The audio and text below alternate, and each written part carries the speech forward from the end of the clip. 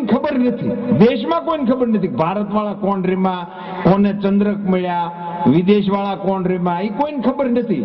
કલમાંડી કેટલા ખાઈ ગયો એના સમાચાર આવ્યા. બીજા દેશમાં રમત ગમત મહોત્સવ ઉજવાય તો આપણને સમાચાર મળે કોના ખેલાડીઓ કેટલા ચંદ્રક લઈ ગયા. અહીંયા દિલ્હીમાં કોમનવેલ્થ બન્યો તો આપણને સમાચાર મળ્યા કલમાંડી કેટલા ખાઈ ગયો.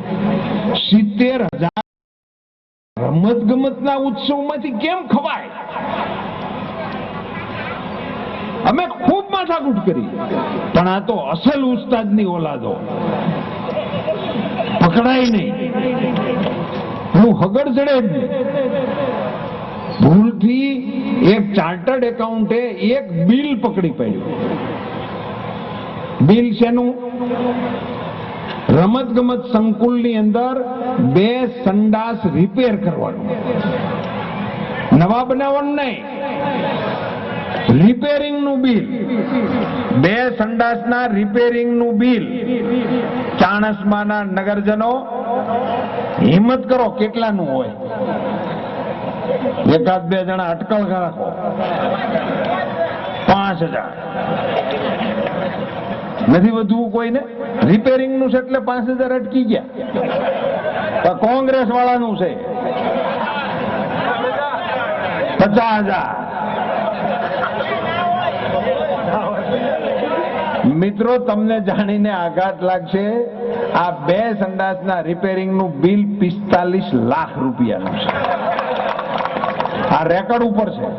અહીંયા કોઈ કોંગ્રેસી આવે સભા કરવા તો મારું નામ દઈને કહેજો કે પરસોત્તમ રૂપાલા આવ્યો તો અમારા ગામની સભામાં કીધું છે કે 45 લાખ રૂપિયામાં 2 સંડાસ તમારા કોંગ્રેસી નેતાઓએ દિલ્હીમાં રિપેર કરવાનું બિલ મૂક્યું. હું તો આભો બની ગયો આ બિલ સાંભળે. સંડાસમાં હીરા મોતી ક્યાં ટીંગાડ્યા છે? 45 લાખનું ટોયલેટ એટલે શું ભલા? અને એ પાછું નવું નહીં, એનું રિપેરિંગ નું બિલ. બહુ માથાકૂટ કરી ત્યારે મને કોઈકે કીધું કે એના દરવાજા એવા ઓટોમેટિક બનાવ્યા છે કે પેલું કાર્ડ નથી 5 સ્ટાર હોટલોમાં દરવાજામાં હોતું, એવું કાર્ડ ગહો તો દરવાજો ખુલે, નહીંતર દરવાજો ન ખુલે. હવે મારી તો અકલ કામ કરતી બંધ થઈ ગઈ. હું લીલાધરભાઈ એક વખત કોકની હારે 5 સ્ટારમાં જઈ ચડેલો અને અમે કાર્યક્રમ પતાવીને પાછા અહીંયા ગયા અમારા રૂમમાં. મેં કાર્ડ કાઢીને ગયા રાખ્યું પણ ઉઘડે જ નહીં. નીચે કાઉન્ટર ઉપરથી ઓલાને બોલાવ્યો, એને બીજું કાર્ડ કાઢ્યું, ત્યારે રૂમ ખુલ્યો ને હું અંદર ગયો. હવે મારે તો કોઈ ઉતાવળ નહોતી.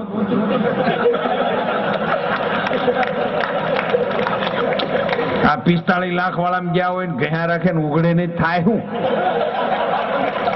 હારવાર ધોબીનું સરનામું રાખવું? કઈ જાતના કોંગ્રેસના કારહા છે મિત્રો. આપણને વાત કરતા શરમ આવે. એ પ્રકારની સ્થિતિનું સર્જન દેશમાં આ કોંગ્રેસીઓએ કર્યું છે મિત્રો. દેશની આબરૂના કાંકરા દાણાદાર કર્યા, દાણાદાર. આપણા દેશની કોઈ વજૂદ જ ના રહી. આપણા સૈનિકોના માથા કપાય, કોઈ બોલવા વાળું નહીં. આપણા દેશના નકશાની નીચે અલ્પ વિરામના ટપકા જેવડું લંકા છે. લંકાના સૈનિકો આવીને આપણા તામિલનાડુમાંથી માછીમારોને પકડી જાય, લૂંટી જાય, મારી જાય, એની કોઈ રાવ ને કોઈ ફરિયાદ. આ લંકા વાળા ભૂલી ગયા. એક વખત હનુમાનજી વિઝા લીધા વગર ને ગયા હતા. આ ઈ જ ભારત છે.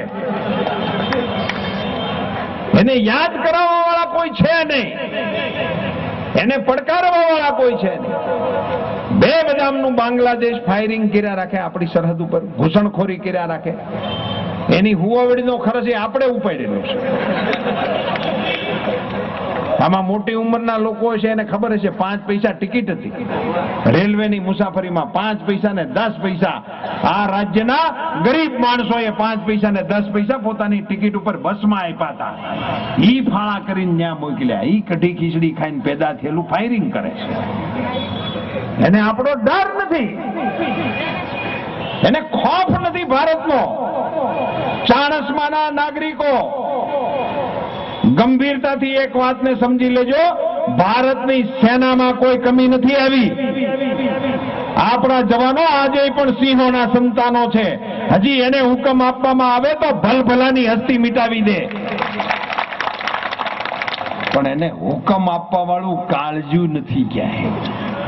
આપણા નરેન્દ્રભાઈએ લશ્કરના પૂર્વ જવાનોની રેલી હરિયાણામાં કરી હતી અને એ રેલીમાં નરેન્દ્રભાઈએ નિવેદન કર્યું હતું કે આપણી સેનામાં કમજોરી નથી, આ કમજોરી દિલ્હીમાં કરી ગઈ છે. એને દૂર કરવા માટે મિત્રો 30મી તારીખે દેશના સ્વાભિમાન માટે આ ચૂંટણીની અંદર ભારતનો નાગરિક મતદાન કરે એની વિનંતી કરવા માટે હું તમારી વચ્ચે આવ્યો. માત્ર લીલાધરભાઈ સંસદ સભ્ય થઈ જાય એ આ ચૂંટણીનો મુદ્દો નથી. દેશનું સ્વાભિમાન કઈ હોય કે ના હોય, 120 કરોડની વસ્તી ધરાવતો હિન્દુસ્તાન અને આવા બગલના ગલુડિયાઓ આપણને બીવરેવા રાખે. કઈ પ્રકારની નેતાગીરી આ દેશમાં આવી? 10 વર્ષ થઈ ગયા અટલ બિહારી વાજપેયીજીએ આ દેશની સેનાને અને વૈજ્ઞાનિકોને આદેશ આપ્યો હતો અણુ ધડાકો કરવાનો. પોખરણની વીરભૂમિમાં અણુ ધડાકો થયો, આખી દુનિયા ડઘાઈ ગઈ.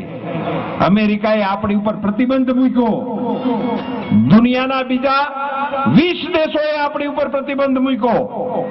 અટલજી એને તાબે નહોતા થયા.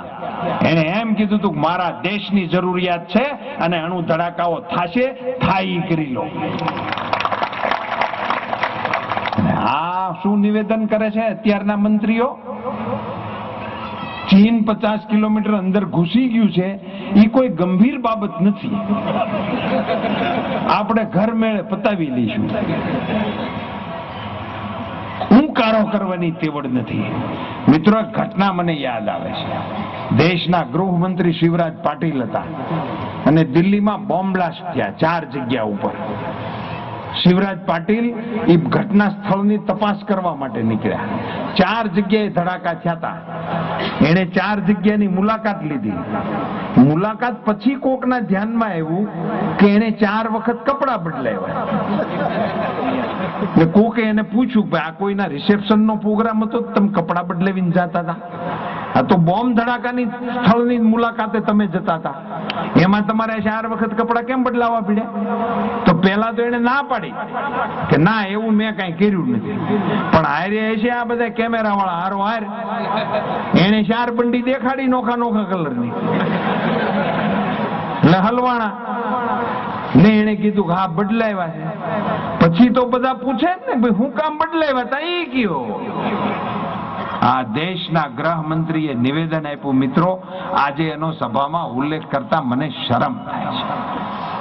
એને એમ કીધું કે હું ઘેરે ગયો તો વચ્ચે અને છોકરો ખોળામાં આવ્યો, એને શું કર્યું એટલે મારે કપડાં બદલાવવા પડ્યા. છોકરાને શું કામ બદનામ કરે છે? બોમ્બ ધડાકાના સ્થળની મુલાકાત લેતા તારો લેંઘો ભીનો થઈ ગયો તેમ કે ને ભાઈ.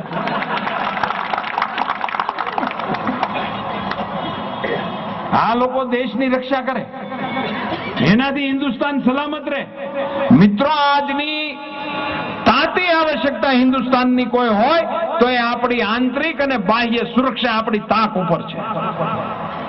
અને 2014ની આ લોકસભાની ચૂંટણી એ આ દેશની સલામતીનું ભાવિ નક્કી કરવાની છે. એવે વખતે કોંગ્રેસીઓ આ કોઈ મુદ્દાની ચર્ચા જ નથી કરતા. ન તો ભ્રષ્ટાચારની ચર્ચા કરે, ન દેશની સલામતીની ચર્ચા કરે, ન દેશના અર્થતંત્રની ચર્ચા કરે. 40 રૂપિયા ડોલરનો ભાવ હતો, 65 રૂપિયે પોગાડ્યો. આ દેશના લાખો ઉદ્યોગો આ માત્ર ભાવ ફેરમાં પતી ગયા.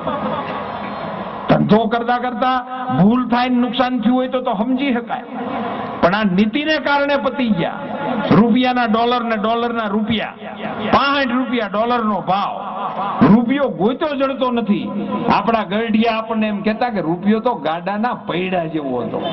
ત્યારે એટલા માટે કહેવામાં આવતું હતું મિત્રો કે ત્યારે રૂપિયો 1 રૂપિયાનો ભાવ $1 હતો.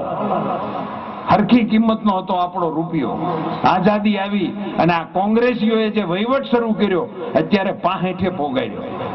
મને તો એક વોટ્સઅપ ઉપર જોક્સ કોકે લખીને મોકલ્યો હતો કે આ રૂપિયો તો અત્યારે નથી જડતો, પણ ભૂલે શું કે જો આ યુપીએ 3 જો છૂટાણી તો ગૂગલમાં ભારતે નહીં જડે.